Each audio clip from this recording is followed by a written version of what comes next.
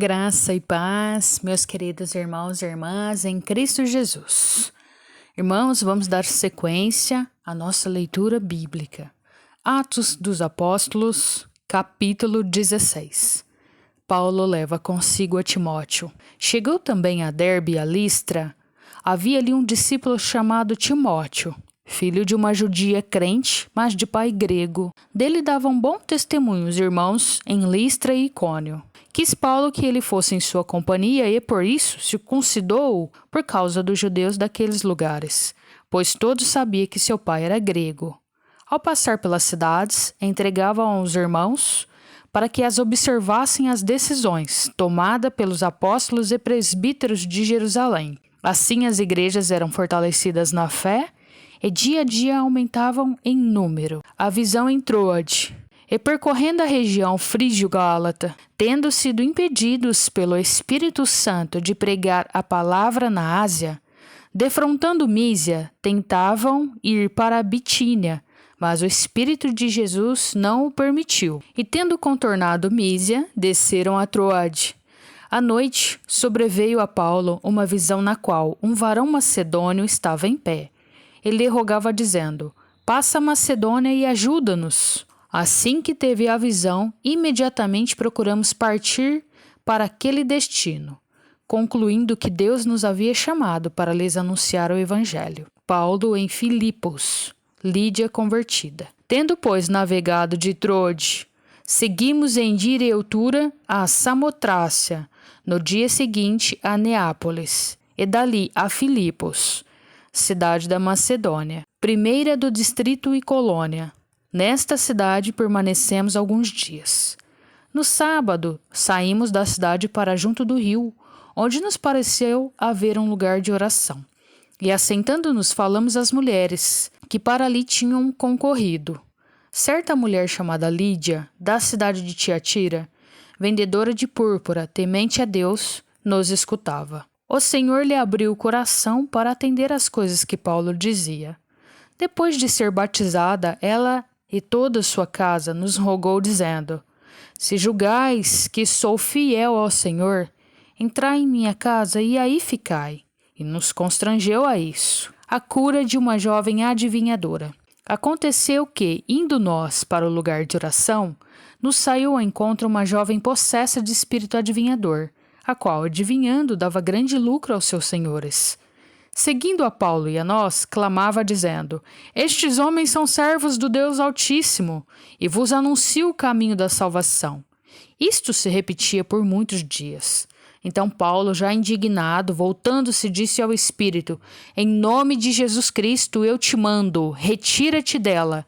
E ele na mesma hora saiu. Paulo e Silas açoitados e presos. Vendo os seus senhores que se lhes desfizera a esperança do lucro, agarrando em Paulo e Silas, o arrastaram para a praça à presença das autoridades. E levando-os aos pretores, disseram: "Estes homens, sendo judeus, perturbam a nossa cidade, propagando costumes que não podemos receber nem praticar porque somos romanos." Levantou-se a multidão unida contra eles. Os pretores, rasgando-lhes as vestes, mandaram açoitá-los com varas. E depois de lhes darem muitos açoites, os lançaram no cárcere, ordenando ao carcereiro que os guardasse com toda a segurança. Este, recebendo tal ordem, levou-os para o cárcere interior e lhes prendeu os pés no tronco. Por volta da meia-noite, Paulo e Silas oravam e cantavam louvores a Deus, e os demais companheiros de prisão escutavam. De repente, sobreveio tamanho terremoto que sacudiu os alicerces da prisão.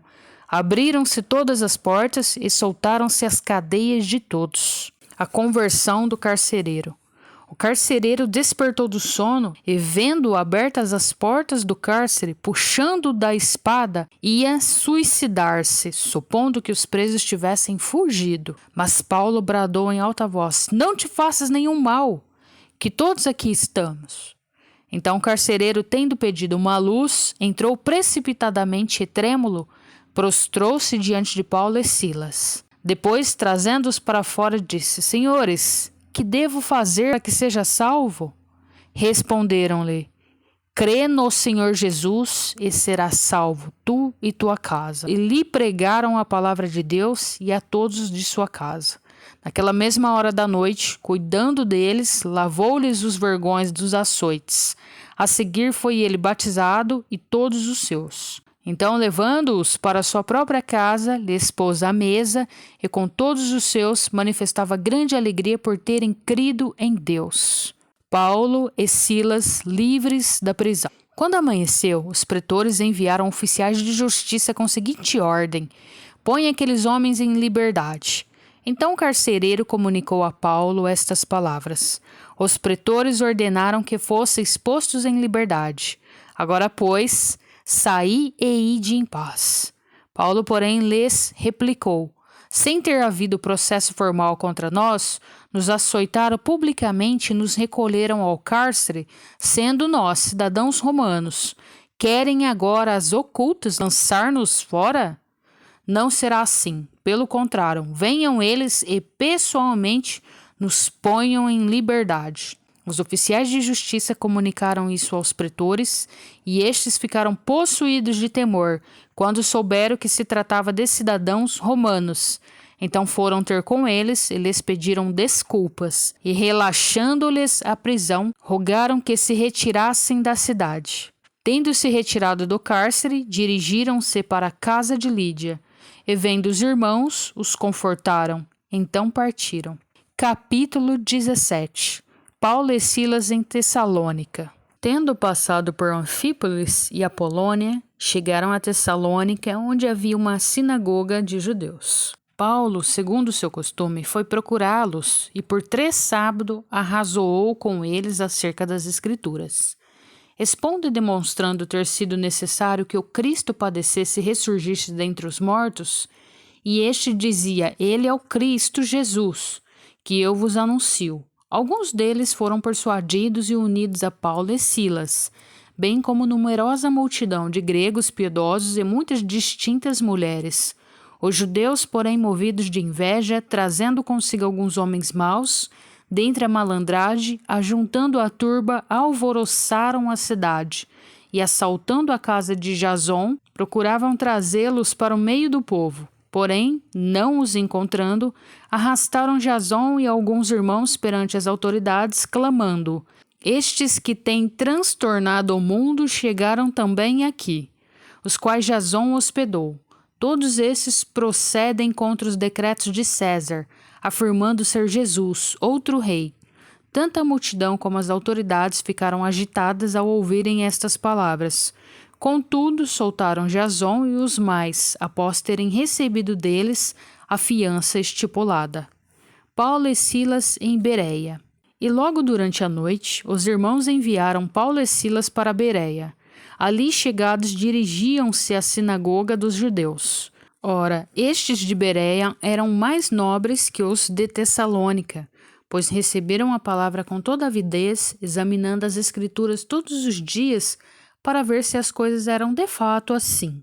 Com isso, muitos deles creram, mulheres gregas de alta posição, não poucos homens. Mas logo que os judeus de Tessalônica souberam que a palavra de Deus era anunciada por Paulo, também em Bereia, foram lá excitar e perturbar o povo. Então os irmãos promoveram sem detença a partida de Paulo para os lados do mar. Porém, Silas e Timóteo continuaram ali. Os responsáveis por Paulo levaram-no até Atenas e regressaram trazendo ordem a Silas e Timóteo para que, o mais depressa possível, fossem ter com ele. O discurso de Paulo em Atenas. Enquanto Paulo esperava em Atenas, o seu espírito se revoltava em face da idolatria dominante na cidade. Por isso, dissertava na sinagoga entre os judeus e os gentios piedosos, também na praça todos os dias, entre os que se encontravam ali. E alguns dos filósofos epicureus e estoicos contendiam com ele, havendo quem perguntasse: que quer dizer esse tagarela? E outros: parece pregador de estranhos deuses, pois pregava Jesus e a ressurreição. Então, tomando-o consigo, o levaram ao Areópago, dizendo: poderemos saber que nova doutrina é essa que ensinas? posto que nos trazes aos ouvidos coisas estranhas, queremos saber o que vem a ser isso. Pois todos os de Atenas e os estrangeiros residentes de outra coisa não cuidavam senão dizer ao ouvir as últimas novidades. Então Paulo, levantando-se no meio do Areópago, disse: Senhores atenienses, em tudo vos vejo acentuadamente religiosos, porque passando e observando os objetos de vosso culto, encontrei também um altar no qual está escrito, ao Deus desconhecido. Pois esse que adorais sem conhecer é precisamente aquele que eu vos anuncio, o Deus que fez o mundo e tudo o que nele existe, sendo ele Senhor do céu e da terra.